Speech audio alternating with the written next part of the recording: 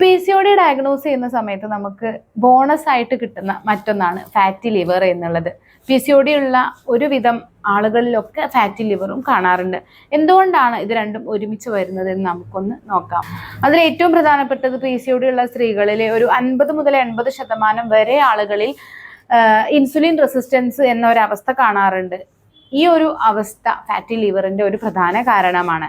പിന്നെ ശരീരത്തിൽ അമിതമായിട്ട് കൊഴുപ്പ് അടിഞ്ഞുകൂടുന്നത് അത് ശരീരത്തിന്റെ മറ്റ് ഓർഗനുകളിൽ ആ കൊഴുപ്പ് സ്റ്റോർ ചെയ്യാറുണ്ട്.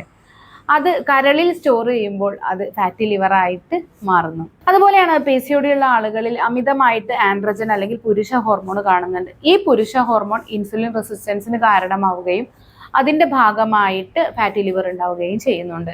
അതുപോലെയാണ് മെറ്റബോളിക് സിൻഡ്രോം എന്ന് പറയും. അതായത് ഹൈപ്പർ ടെൻഷൻ, ഡയബറ്റീസ്, പിന്നെ വയറിന് ചുറ്റുമുള്ള കൊഴുപ്പ്, ഇതൊക്കെ ഫാറ്റി ലിവറിന്റെ മറ്റു കാരണങ്ങളാണ്. പിന്നെ PCOD ഉള്ളവരിൽ കൂടുതലായിട്ട് ഇൻഫ്ലമേഷൻ, എപ്പോഴും ശരീരത്തിൽ ഇൻഫ്ലമേഷൻ കാണാറുണ്ട്. ഈ ഇൻഫ്ലമേഷനും കരളിൽ കൊഴുപ്പ് അടിഞ്ഞുകൂടാനും ഫാറ്റി ലിവറിനും കാരണമാകുന്നുണ്ട്. ഇത്തരത്തിൽ ശരീരത്തിൽ വരുന്ന ഇൻഫ്ലമേഷൻ കരളിലെ സെല്ലുകളെ നശിപ്പിക്കാനും അത് പിന്നീട് ഫാറ്റി ലിവർ ആവാനുമുള്ള സാധ്യത വളരെ കൂടുതലാണ്. അതുകൊണ്ട് തന്നെ ഈ ഫാറ്റി ലിവറും PCOD ഒക്കെ ഒരുമിച്ച് കാണുന്ന ആളുകൾ മറ്റു ആരോഗ്യ പ്രശ്നങ്ങളിലേക്ക് ഇത് വഴി തെളിയിക്കാതിരിക്കാൻ വേണ്ടിയിട്ട് എത്രയും പെട്ടെന്ന് ട്രീറ്റ്മെന്റ് എടുക്കേണ്ടത് അത്യാവശ്യമാണ്.